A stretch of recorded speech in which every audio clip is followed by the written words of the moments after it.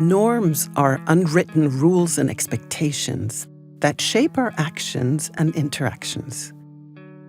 In your organization, you might have norms around what type of clothes you wear or how you greet each other, when people are expected to show up, or even what physical traits you have. Most of the time, we don't notice that the norms are there.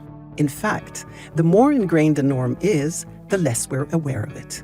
It becomes almost invisible to us until it's broken. Let's say someone shows up with the wrong dish for the bake sale, the wrong outfit for swim practice, or to dance rehearsal in a wheelchair. The norm is suddenly extremely visible, and so is the person breaking it. Can norm creativity help us understand and act in that moment? Most of the time, we're taught that tolerance is the key. Those of us able to follow or fit within the norm are often told to tolerate the norm breaker. Well, tolerance can be a good start, but it doesn't require us to question why the norm is there in the first place and who benefits from it.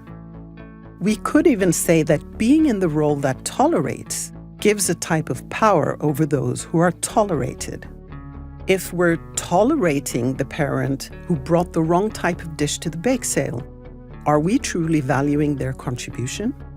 Perhaps looking at new ways of organizing the bake sale might work just as well, while appreciating a wider variety of ideas and skills.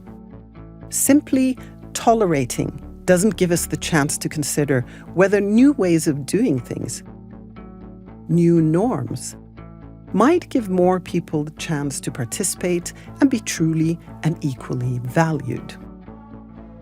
With a norm-creative perspective, we train ourselves to see the invisible norms that shape our interactions and organizations.